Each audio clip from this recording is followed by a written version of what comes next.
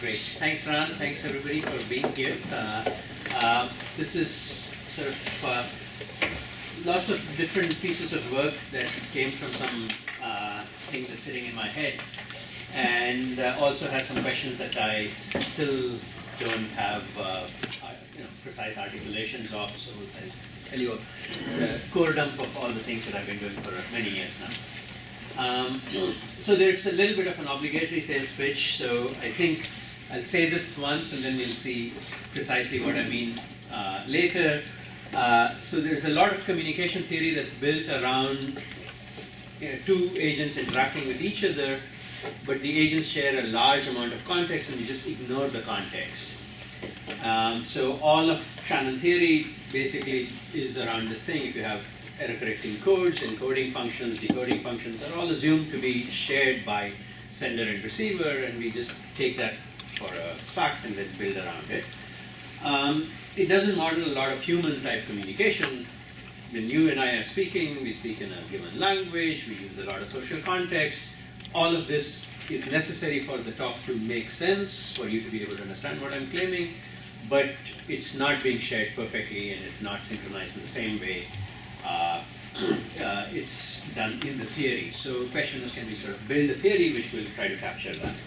So that's roughly where we want to go to with this talk. There's some stuff that I just skipped. And two things that I want to focus on over here is I want to think about two players interacting with each other that have some very large amount of context. The context is so huge that you should not try to say, let's try to, and it's going to be imperfectly shared, so we should not ever try to say, let's try to get our context in synchronization, the way computers trying to talk to each other. You say, well, before I start communicating, I'll make sure I have the latest version of the software, so Skype will decide to update itself just as you're ready to make a phone call. That's not what we want to model here. We want to try to think of the alternate process that humans carry out, which is you just start talking, and in the process of interaction, you might learn something is not synchronized and then fix it. Or not even learn that something is not synchronized, just overcome it. So those are the kinds of things we want to talk about. Huge context relative to the amount of communication and large amounts of asynchronization in the context. And the question is, where should the starting point be? It'll be roughly, I'll say why Yao's model is the right model when you're thinking about these kinds of problems. That's the formal story. This is really what captures the talk, but sort of an overarching theme that I wonder about a lot, and perhaps many of us should, is sort of generally, how does knowledge get aggregated over society? Okay. So lots of individuals go out there, collect pieces of information, they maybe look at data based on that form of inferences, maybe they also read some journal papers, learn other scientific facts, combine all of these together, learn something new, publish a paper, publish some documents, and iterate this process. Now, this is a process that ought to be prone to errors, right? Somebody makes an erroneous, you prove an erroneous theorem, you collect data and interpret it wrong, etc. There ought to be lots and lots and lots of errors. And if there was no error correction in the system, then most of what we know should be jumped. On the other hand, that's not the way our knowledge seems to be aggregating. So there's definitely some error correction mechanisms put into place by necessity. And I think there's sort of this is something that, we understand a couple of very minor error correction mechanisms explicitly as that. So for example, error correcting codes definitely are, put in place just to fix this kind of a problem. But there are many others that are out there that we actually deal with on a day-to-day basis. Why is it that the language that we communicate in is discrete? Okay, why are we working with a finite alphabet and so on? This is probably partly to build some error correction into the process. And so there are lots and lots of other issues that are uncaptured and something that ought to be focused on in the future. That's the overarching theme. This is some very small piece of this overarching theme. So here today, it's going to be just two players interacting with each other, a large amount of context. We want to understand why is the context there, what does it do, and how do we overcome the fact that we may not have shared it perfectly. example to think about, this talk that I'm giving today, builds on large amount of context that's being shared between me and you, but we didn't sign a contract saying this is the context that this is what you know. I'm making some assumptions. Based on that, I think you'll learn something. Maybe you will, maybe you won't. How is this process working? All right. So the model we are going to work with is the familiar model of communication complexity of Yao. We usually have two players, Alice and Bob, two inputs, x and y. They want to compute some giant function, f of x, y, and they go through some interaction. At the end, in my model today, just Bob is going to compute the function value and output it. And we want to know how much what's the minimum number of bits that they need to exchange. And we will allow randomness in the model today. So we will always talk about the setting of shared randomness. This is a little bit more interesting to me because of some of the corner cases that they will be thinking about. And we want to talk about what kinds of problems can be solved when there's very little communication between this. So I'm really thinking of x and y as being everything that I know. Okay, x is what I know in order to prepare the talk today. Y is what you know in order to be able to learn something from the talk today. And f of x, y may be some theorem whose proof that I'm interested in delivering or something along those lines. Okay. What kind of interactions allow us to do this? X is huge, y is huge, but the talk is relatively short. That's the kind of thing that we want to do. So in general, communication complexity has been sort of viewed as a very valuable tool for lower bounds, but today we're thinking of it as a positive model. So it is a model in which we can think about communicating very little even though the inputs are very, very, very large.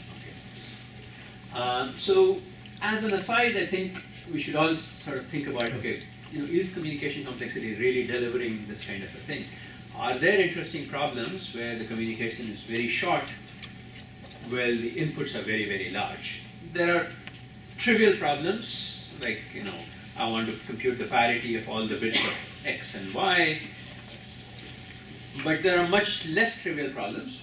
The most sort of standard example is that of equality testing. I have some n-bit string x, you have an n-bit string y, we want to decide if x equals y. And the communication complexity of this in the shared randomness model is constant number of bits. Okay. And this is a perfect example of the kinds of things that I want to talk about. Huge inputs, n can be thought of as going to infinity. Communication is constant, independent of input length. That's the setting to focus on. Okay. And just in case you haven't seen this, this is my favorite protocol for the problem. Others have others. The way you would solve this problem is, a very natural thing to do is you and I share a random index I from 1 to n, and I send you x of I. This will fail if x and y happen to be very close to each other. Okay? The Hamming distance between them is very small. So to patch this, we will say, let's encode x in an error correcting code, encode y in the same error correcting code, and I will send you the ith bit of the encoding of x. Now with constant probability, if the code is very good, you and I will detect a difference. That's the protocol to think about when we solve this problem. Now, what's the second problem that you can think of which has very small communication where the inputs are large? I mean, this is an honest question. There was a paper that we wrote in which we said, any problem which has a constant communication complexity can be blah, blah, blah. And we said, what problem do we know of other than this one problem which has this feature? So any things come to mind? Log n is good, or? No. Awesome. Log star n is not good for me. Sorry, constants. I mean, of course, you can put parameters on anything you want and then come up with things, but where you would think natural problems where something like this happens. Okay. All right, so here's one. It's a minor extension of equality, Hamming distance. I give you two strings, and I want to know if the Hamming distance between them is k or not. Think of k as a constant. So equality is the case of k equal to 0. is the having distance between two strings 0 or not, but if the having distance between two strings is 1 or not, or 5 or not, all of these can be actually answered with constant communication. So the property test then on SOAR of the inputs or something. Right, so I want to dismiss settings where I could compress my input into a short one. No, but it's not clear. Property, if you took SOAR. Oh, it's sort of then X and Y. Yeah. X and Y, right. That's probably, that's another, That's roughly, this is an example of such a thing, right. Another interesting problem is disjointness or small set intersection, but restricted to small sets. I have a tiny set of size k in a universe of size n. I could probably describe my input as a k log n bit string, right? But it's still going to infinity as n goes to infinity. And I can determine whether the two sets are disjoint or not with some communication, which is a function of k, not a function of n. And in both cases, roughly the main idea that sort of leads to a constant communication protocol is roughly the following. You have a universe of size I, but you can pick a random hash function from the universe, of size n. You can pick a random hash function to a universe of size k squared, and this will, make sure that on any subset of size k, you get a one-to-one function. And we can share by shared randomness this hash function, and this sort of takes the n out of the equation. You're left with the problem of whose size depends on k, and then you can solve it with communication which depends on k. And that's the underlying thing which will solve both of these problems with some poly and k communication. You can improve on these with more careful analysis. Any questions at this stage? All right, a third problem. This is more or less the canonical problem, but this is unlike these other problems which were, full total functions. The next one is a promise problem. And this is a sort of a real problem in various senses. Alice's input is a real vector, n-dimensional. Bob's input is a real vector in n dimensions. And what they want to know, if these vectors, let's say these are of unit norm, if the vectors have a large positive inner product or not. So let's say is the inner product at least epsilon. I don't know why I still have this in my slides. I'm so sorry, this is really terrible. Let's say, is the inner product at least epsilon or at most 0? Okay. Two strings, is the inner product between them at least epsilon or at most 0? And roughly, this is a sort of a bread and butter problem in streaming, sketching, etc., etc. The solutions to this are used everywhere. And there's a solution which involves roughly 1 over epsilon squared communication. The important thing about this is it does not depend on n, the number of dimensions in which we live. Roughly the way this solution works is the following. Why does the n disappear? What we can do, Alice and Bob can do, is to share a random Gaussian n-dimensional vector. Okay, one random vector. This is going to give you some idea of what the protocol will look like. We'll have to implement it carefully to make it good. And what one can show is that if you look at the inner product between this Gaussian vector and x, that gives you one real number. So let me say I have x, so I'll compute this inner product. You have y, you compute that inner product. G is just a shared Gaussian, it's a shared randomness. The expectation of the product of the two real numbers that we have is exactly the inner product we are trying to estimate. Okay. The variance is probably 1 over epsilon squared, and so that's where the 1 over epsilon squared communication comes from. But the expectation is exactly that. So roughly all I need to send you is this one real number in order for you to be able to determine that. I have to do this many times with many independent Gaussians, so that leads to a larger communication. But that's roughly what happens. This is what governs the underlying phenomenon. And this is where the n disappears from this equation. So, and this is effectively the canonical low communication, constant communication protocol for things. All other problems can be mapped into this one. Alice can take its x and map it to an x prime. Bob can take their y and map it to a y prime. And now if they happen to have a constant communication problem, these x prime and y prime can be such that the inner product between them is what they're trying to measure. So this is why all these solutions really work in some sense. Up to, I might map constants from one constant to another, but it will still be a constant communication protocol. This is a theorem or just in the examples that you have? No, this is a theorem. And this is almost a trivial theorem. You could just take the communication protocol between Alice and Bob and convert it to real vectors and say, measuring the probability with which the protocol outputs 1 is the computation of an inner product. Right.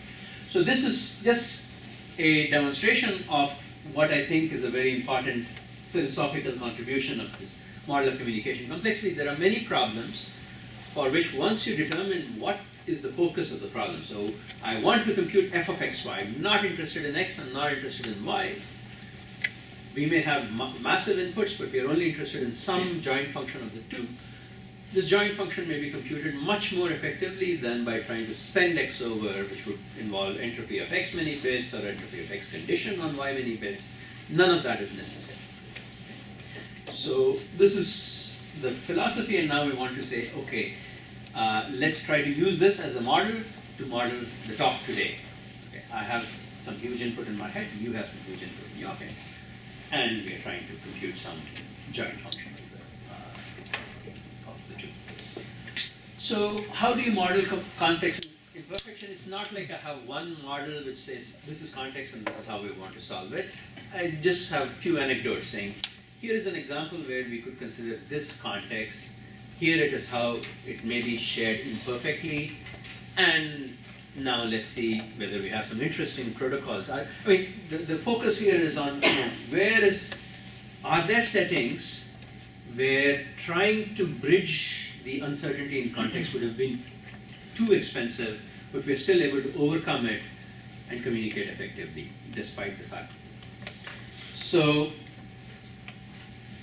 in general, the kinds of phenomena that we'd be interested in are settings where we can define the problem without a context, say this is what it will talk, this is the amount of communication it will cost. Then say if we take this context into account, the communication shrinks to something much less. And then we say, oh, there's a little bit of imperfection, so that increases the communication a little bit, but not back down to here. And when you can identify these kinds of phenomena, I think we've discovered something. So these are the kinds of examples that we have in mind, and I'll try to show you at least 3 of those. Questions? So how could you put in uncertainty in the communication complexity model? Well, there are some very natural ways we could do it, and we'll try several of these and talk about it.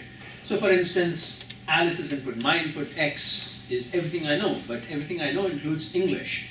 You also know English, but maybe the dictionary, the grammar that I follow might not be exactly the same as that. You have a pretty good estimate of my x. Okay? So we may have estimates of each other's inputs, and this may form part of the context. Okay? Or in general, x and y may be close in some sense. They may be coming from some very correlated distribution. They may be actually close in Hamming distance, etc., etc. And can you sort of leverage all of these or any of these? Other things that were actually context. Well, when you said, Yao's model, etc., has this function that we want to compute, we didn't actually agree on the function that we wanted to compute for today's talk. Okay? There wasn't anything saying, here's the contract for that either. So, we make some estimates saying, this is probably what I think you may be interested in learning. You come in and say, this is probably what this person may be able to talk about. So that knowledge of the function f itself may be somewhat an estimate and an approximate. We may not have agreed on it. What happens when we haven't agreed on the function? And then, like, shared randomness. I mean, we use this, leverage this to say, oh, here are all these protocols which have constant communication, where otherwise communication would have gone to infinity with n. What if this randomness is not being shared perfectly either? The randomness itself is imperfectly shared. Do we still get this? So we'll talk about all of these. I will first talk about one problem in this setting. This is not every problem in this setting, but actually my favorite problem in this setting. Maybe the favorite problem in the whole thing is this one.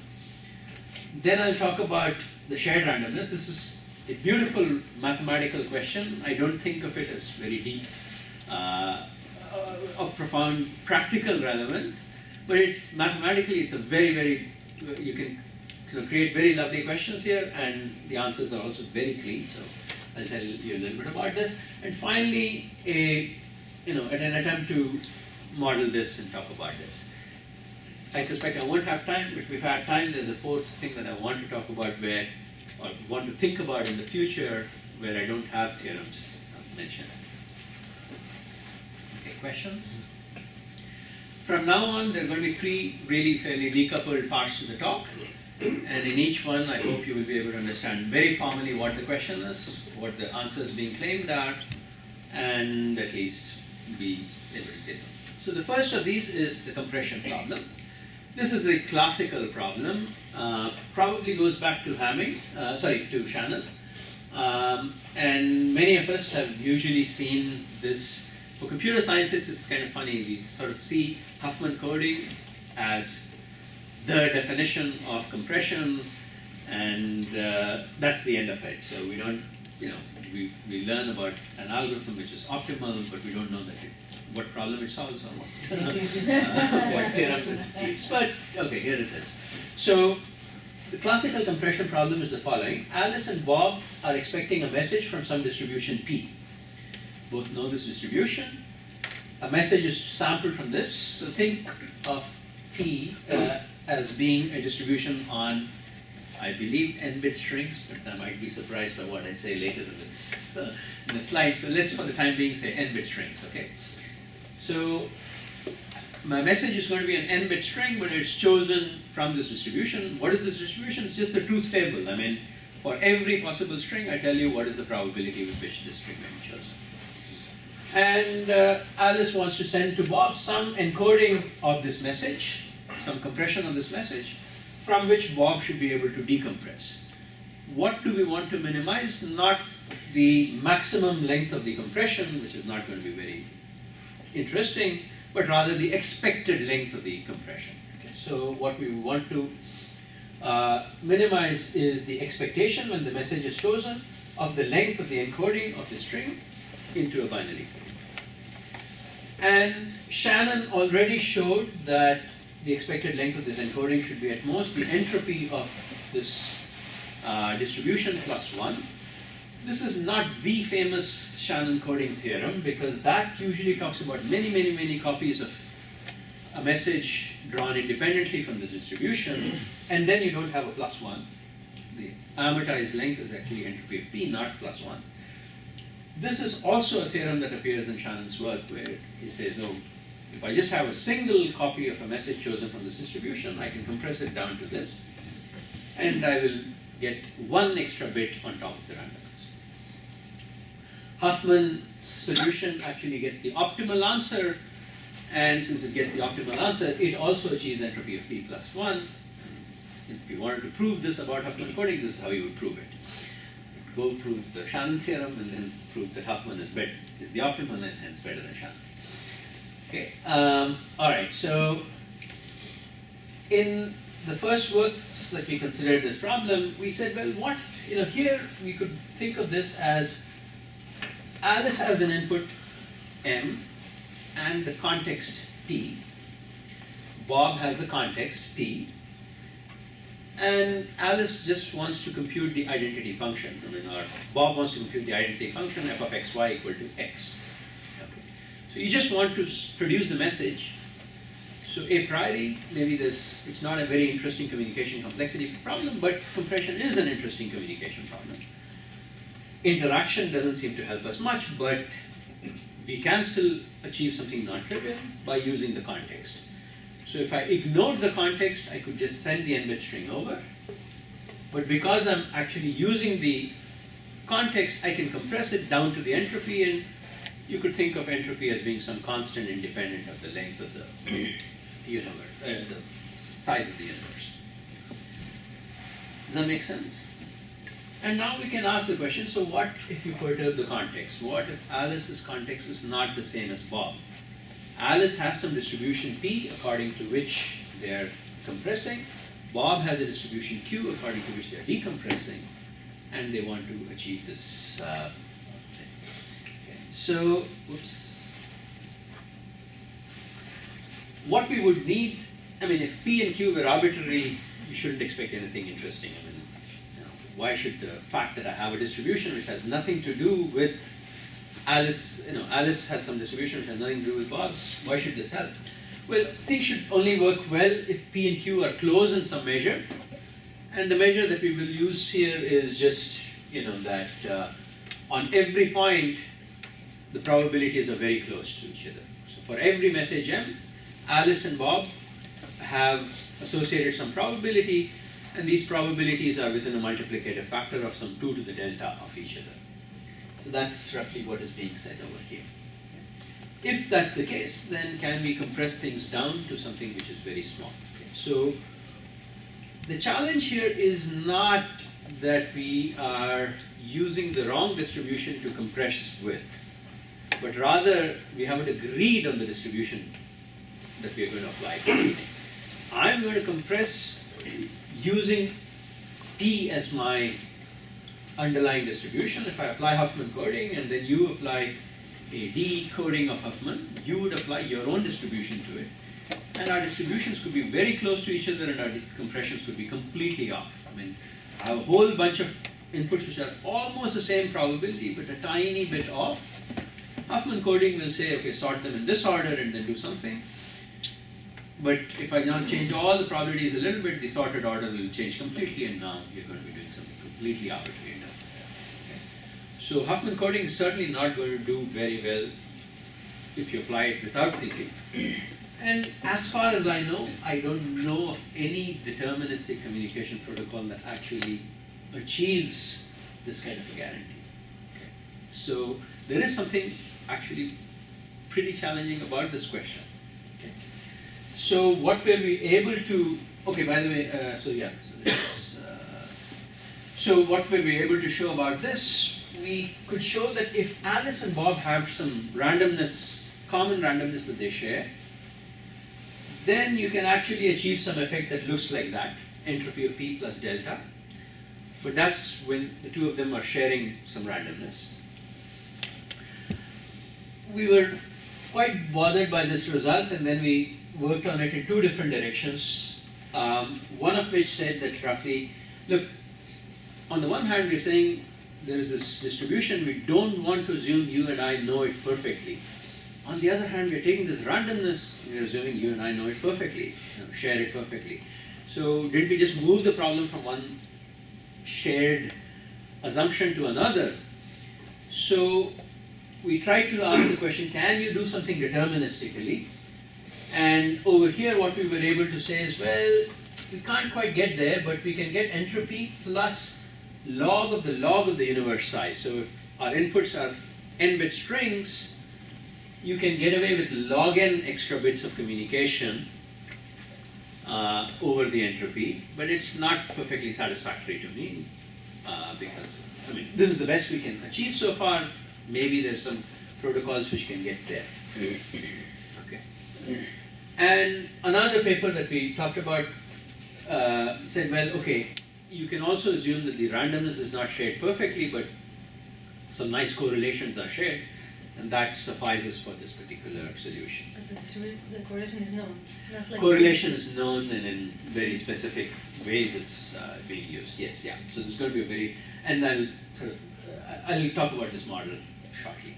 Okay. That last equation, there's no dependence on delta? Right. Actually, there's also a plus delta somewhere. I just suppressed it because it's the lesser order effect in my mind. Yeah, but there is a plus delta also here. So here, you're looking for one protocol that works no matter what P and Q are. Exactly. And, Yeah. But you're measuring the measurement you're comparing against part of the input, namely P or Q. Exactly. So yeah. So in these kinds of problems, there's often a, yeah. I mean, this is a good point. we usually like to say, oh, what's random, what's, is the input random or is it average, etc. And this is a mixture. And furthermore, the complexity of the solutions is allowed to be a function of the input, right? So P and Q are going to be chosen adversarially. My distribution P, your distribution Q are adversarial. The message is then chosen randomly, in the average case sense, from the distribution P. And then the performance parameter is a function of my input P. I can easily abstract the performance parameter away and say, oh, let's assume that the distributions that we are going to work with will have entropy at most k, and let's see if we can get to this point, and nothing changes. But still, there is going to be a mixture of average case and worst case component to the inputs. The P's and Q's, I'm really thinking of them as being worst case, and the message is really random. So you were saying something about the closeness measure. I mean, you have a Closeness measure. Closeness measure. Is it very? I mean, is the result kind of very dependent on the? Right. Yeah. Good. So yes, the result does depend on the fact. So what kind of a measure is this?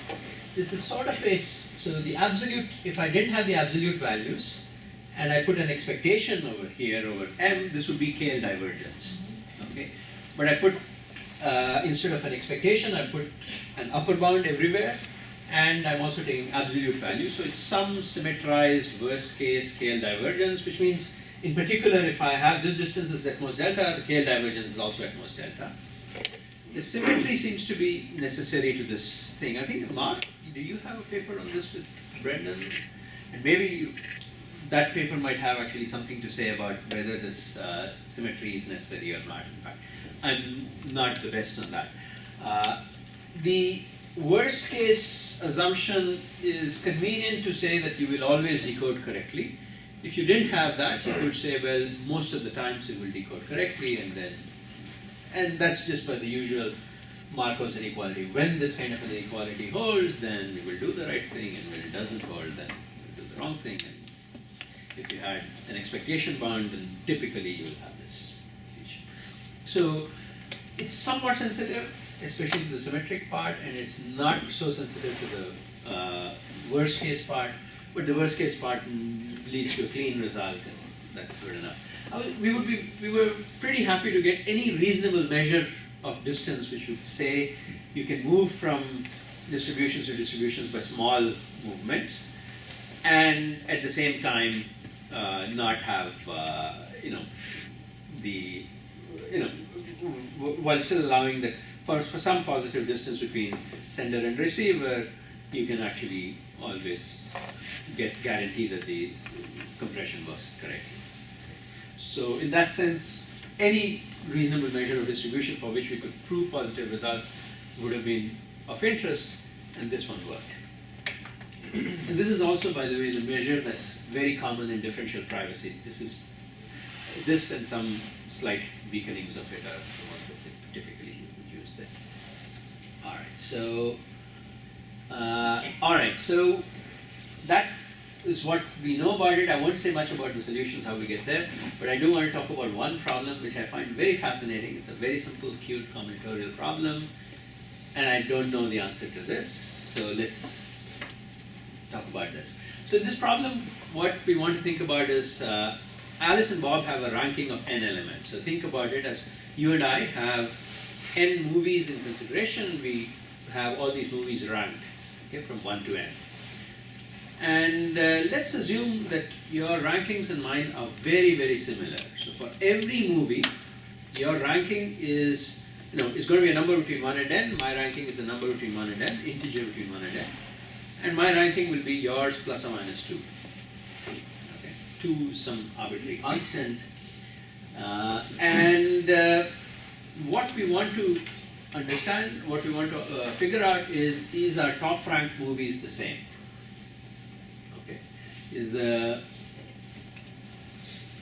So this is what's been formalized over here. Do we have the same top ranked movie or not?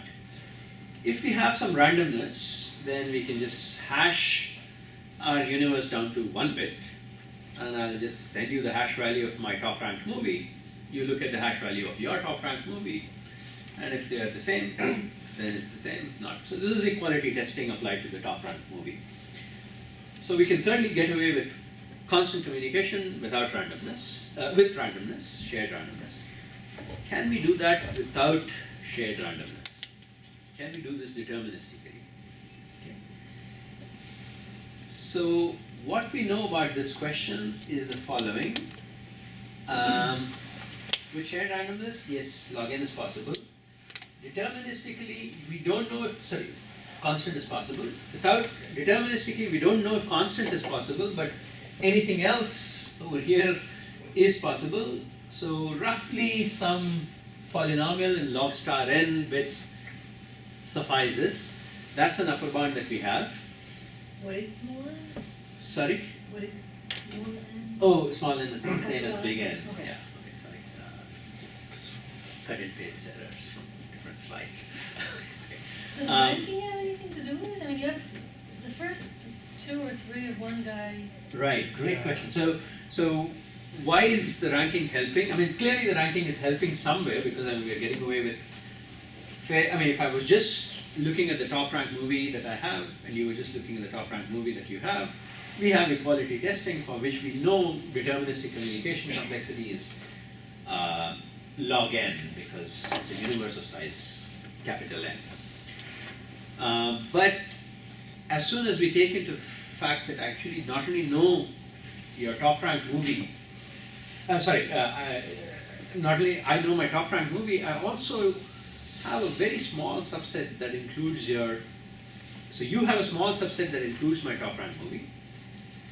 I don't know what that subset is, but I have a small subset that includes that. So you have a subset of size 3 that includes my top ranked movie. And you are only trying to determine which one of these 3 I'm going to mention. I don't know these 3 either, but I know 5 things which suffice. And based on just this, we can get away with either log n or log n or triple log of n. Now if you apply this iteration 2 more times, we'll get another log or a couple of logs. And we can keep doing this for a while, and that gets us down to something like, and then there's something else that sort of blows up, and after log star n bits, there's some other things which we were treating as constants that now start becoming significant. Okay. But this is a great question. I mean, it's open. I don't know what the answer is, and it's very, very clean. I mean, it's, it's sort of everything is here. To try to understand how. And How this does is it depend on 2? the 2 affects. I mean, this would work for any constant over here, and that constant will figure somewhere over here. Maybe like because we are being very, very sloppy, maybe exponentially bad at that constant, or doubly exponentially bad at that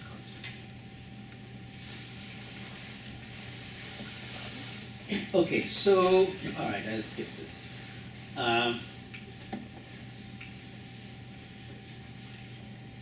Okay, so next we decided, okay, let's go ahead and look at this imperfectly shared randomness business. We already sort of came up with this in the previous example. Lots of things work very nicely if Alice and Bob have shared randomness. What ways can we relax this assumption? So instead of shared randomness, can we give them some shared correlations? And we considered the simplest, cleanest model over here. Okay? The cleanest model is I get a uniform random string, arbitrarily long, as many bits as I want, and you get a noisy copy, no adversaries here, non-maliciously, just every bit that I get, you get the same bit with some probability that it's flipped. And these flips are all independent and non-malicious. So if you and I have such noisy copies of randomness, is this as good as having randomness or not? Okay. After we wrote the paper, we realized that actually this is a question that has been investigated extensively in the information theory community. And there's a lot of work trying to understand how to go from this assumption to pure shared randomness with some communication. The upshot of most of those results is if I have such a source of randomness where let's say the correlation is some fixed constant. So I get unbiased independent bits, you get noisy flips of these, and these are flipped with probability p, and p is some number which is strictly between 0 and 1/2. And we know it. And we know it. Then what these results would show is that in order to get k bits of randomness shared between you and me, we need to send some constant times k bits of randomness, exchange some constant times k bits of randomness across. The exact constants are actually not very well understood, and these actually relate to various very interesting concepts like they sort of contrast internal versus external information complexity of protocols, so on. So, and these notions have been sort of investigated in the information theory literature under other guises over time. But for our purposes, what it says is if you want to exchange, if you want to reduce to the problem of having shared randomness, we can't do that. We might as well just toss private random coins and send it over. I mean, if instead of sending k bits, I have to send k over 2 bits, that's not saying much in a qualitative sense. So we want to understand, can you do something interesting in this model? Can you still solve equality testing in this model? Can you solve all the other problems that you mentioned, in particular the gap inner product problem, real inner product? Can we do all of that? So, so the equality testing was actually answered even before, many of these things, we write a paper, we write it in a vacuum and then find out about other interesting results.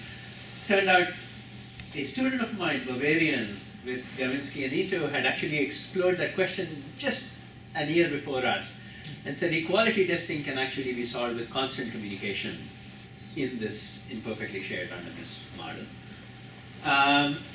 We gave a more complete answer. If you have any protocol which communicates k bits with perfectly shared randomness, then with imperfectly shared randomness, just these shared correlations, we can get something like 2 to the k bits of communication. The amount of communication depends on the amount of correlation, but as long as the correlation is positive, it will be some 2 to the k. Okay? I'll say a little bit more about this case. 2 things that I want to say is what's sort of the complete problem, how do we get there? And that's of course this inner product. This is what we want to measure. And if we can show that this problem has a solution which has roughly 1 over epsilon squared communication, then we are in good shape, and this suffices to establish our result. And it turns out that you can actually take the Gaussian solution and modify it. Very slight modifications actually lead to protocol which work over here. It was a surprise when we found it, but once you sort of realize this is what the answer is going to be, it turns out to be fairly straightforward to establish. The flip side is why is this gap between k and 2 to the k there? It turns out to be it's necessary, at least for promise problems. And the problem where you get this is by taking a version of this inner product problem, but here we will take Alice's input to be a 0-1 vector. You can normalize it to make it look like a unit vector, but think of it as 0-1 vector. And Bob also has a vector which is convenient to think of it as plus minus 1. And let's make Alice's vector sparse. Very few coordinates are ones. And now ask to measure the inner product approximately. If you use the sparsity of x, then you can actually get, you pick a random coordinate of x and send it over. That gives you a pretty good idea of estimate of the inner product between x and y. Okay. On the other hand, this would need us to agree on this random coordinate of x and y. Because I can send you x sub I, but if you don't know I, what do you do with it? If you have shared I, then this works great. But when you only share things approximately, this solution doesn't work. And now you're sort of down to this kind of a solution, and there is an exponential gap between the two. There is a rule about it? there's a lower bound which says that, yeah, so there's an upper bound for this particular problem which says that log of 1 over epsilon bits suffice. And what we showed, this is the main theorem in that paper, is that there's a lower bound of 1 over epsilon squared if the players only share randomness imperfectly. Alright, so that's result number 2. I see that I'm sort of running close to the end of the thing, so we will tell you a little bit about problem number 3 and claims about the result there. So there are unfortunately no proofs today in the talks, but hope it's fine. Okay, at least giving you some ideas of what some of the interesting, I think most interesting things in these kinds of cases are the questions that emerge and the kinds of answers that we get. The solutions are not very hard once you decide this is what you want to prove. So proofs are not the hardest part anyway.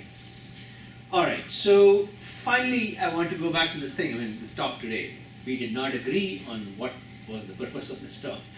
So functional uncertainty, we try to understand, suppose we want to compute f of xy, but Alice and Bob only have estimates of this function f. Can you still get away with small amounts of communication? So this question actually takes some effort to define precisely, and what that also means is this flexibility in how to define it precisely, and we will choose a definition for which we can prove something. Okay.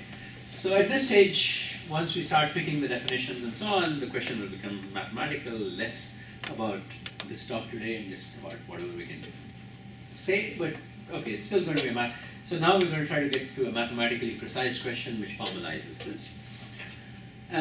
So the model is going to be the following. So usually we define distributional communication complexity as the following. Alice and Bob get inputs x and y, which are just chosen directly, jointly from some distribution mu. And we define the error to be with respect to this distribution, and then we ask the question, what is the protocol which sort of, on the one hand, solves this problem always, but with error at most epsilon on this thing. So what's the maximum communication over all possible inputs? Okay. Usually, if you have protocols which are going to communicate long on some inputs but with low probability, you can just truncate after you've sent k bits and say, look, okay, done, out of budget, now I just guess an answer, and in the worst case you'll be wrong. So that will move anything that you might want to take in the expectations over to just the error. So this is the right way of defining distributional communication complexity. This is the model in which we want to work with. And now what we will talk about is the following. So an adversary will pick two functions, f and g, give the function f to Bob, to Alice, and g to Bob, and say, compute whatever you want. So you should really think of f as being some huge input, 2 to the n. It's a truth table of values saying for every possible 2 to the 2n sized, for each possible input for Alice and Bob, what is for f of xy. Similarly, g is another 2 to the 2n sized table, truth table that says what is the value of g. And what we would of course want to say is, f and g should not be arbitrary. Then if they were arbitrary, again, we're not going to be able to do anything interesting. So we would like them to be close. Close in what sense? Well, when you pick a random xy according to this distribution mu, f of xy should usually equal g of xy. So having distance measured according to this weight mu. Okay? And Alice gets f and x, Bob gets g and y. Once again, this is worst case, adversary is picking it. This is average case, and nature is picking it according to mu. Now we are asking the question, can they interact briefly and compute something? What do we want? Do we want f of xy? Do we want g of xy? Well, we will want anything that looks anything like any of these. Okay. So compute any h of xy such that the distance between h and f and g are all going to 0 if the distance between f and g is going to 0. So if f and g differ in delta fraction of the inputs, and h and f and g differ in square root of delta fraction of the inputs, that's great.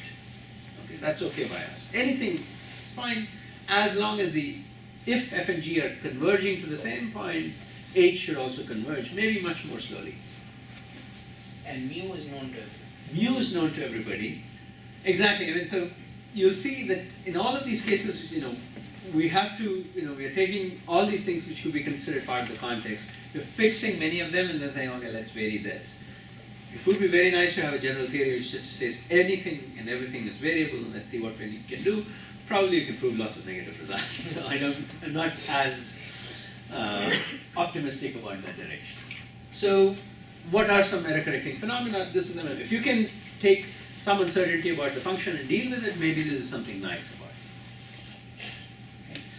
So yeah, so we're promising that f and g are close to each other, and we are happy if you can compute some thing which is a close approximation to the function that Bob is told he should be computing. All right, so that's our goal. And it turns out, we thought this is, okay, great, we've got the model, but we haven't actually got the model yet. And this is something that's a general theme that comes up whenever we're talking about uncertainty.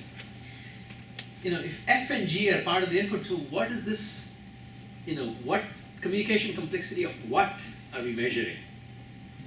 Okay, I mean, when we talk about Yau's model, we say, oh, communication complexity of f is x, something or the other.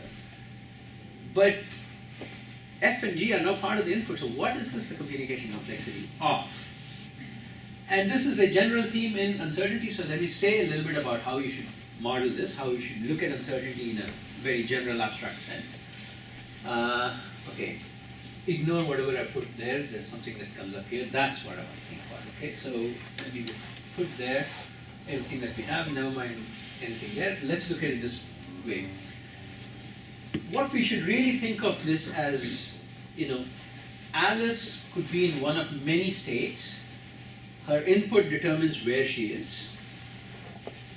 Bob could be in one of many states. His input determines where he is. What they both know is the graph. Okay? And the communication complexity is the complexity of that graph. Okay. So what we will put over here maybe is all functions f which have communication complexity at most k. What we will put here is all functions g that have communication complexity at most k. The traditional graph that you would have worked with would have been the matching, which says f is connected to g if it is equal to g. Let's see what's the communication complexity of this graph. Well, it is k. Okay. What's the maximum over all edges of the communication complexity when you are on that edge? That would be at most k. In our case, we are putting an edge whenever f and g are within this distance parameter. So Alice sees exponentially many, or maybe w exponentially many things in her neighborhood. Bob sees w exponentially many things in his neighborhood. But they want to be able to solve this problem no matter which edge is presented to them. And the answer is going to be the function of this graph, g sub k. Okay.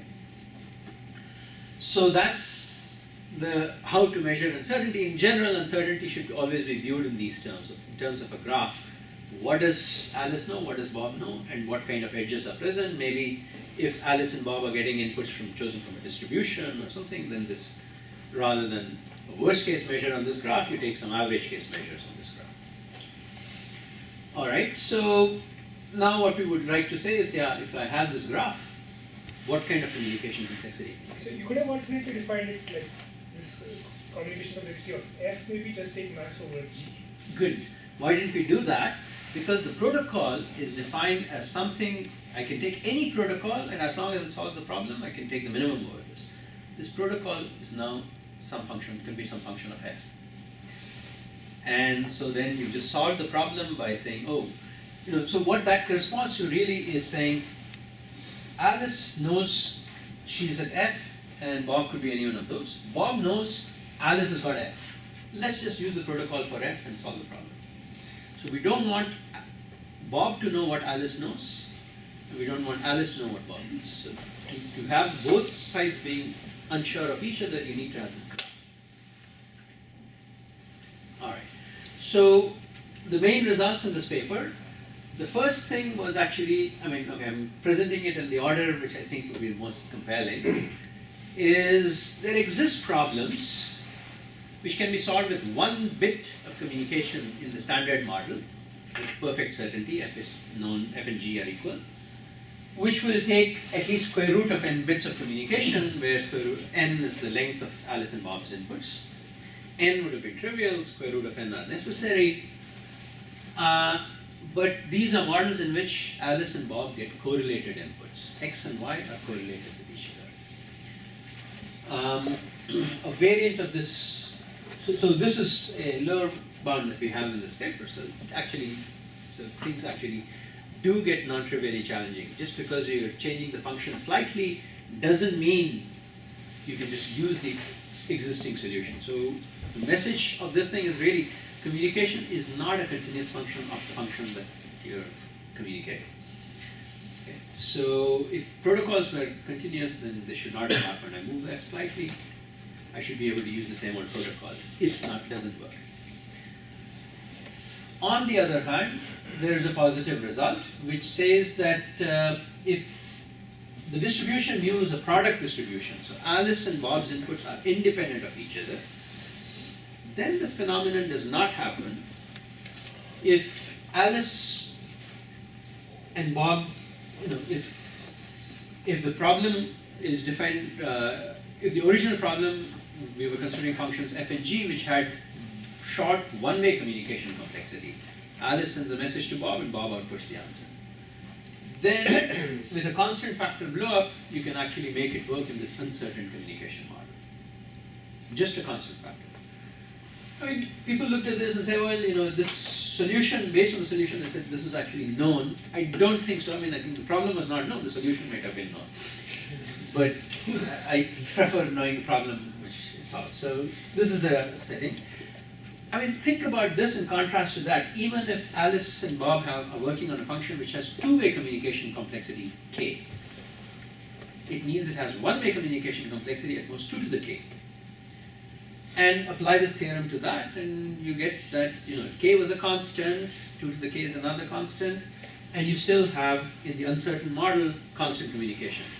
So this theorem is very sensitive to Alice and Bob having correlated inputs. If they had independent inputs, then actually there is a lot of, you can get away with uncertainty in the function being computed. I don't know if there's a moral message here that I can abstract. I tried and didn't fail, so we just left it at that. But that's the theorem. So what's the known solution? Sorry. What's the solution that achieves this? So maybe I can, okay, so let me skip this thing. Okay, so roughly what will happen is the following. So let's look at the communication matrix G of xy. And this has communication complexity at most k. And this is one-way communication. What does that mean? It means I can divide the rows of this matrix into 2 to the k things, and these rows look roughly the same. Okay? I don't need exact communication complexity, but there's approximate. And what that suggests is the following.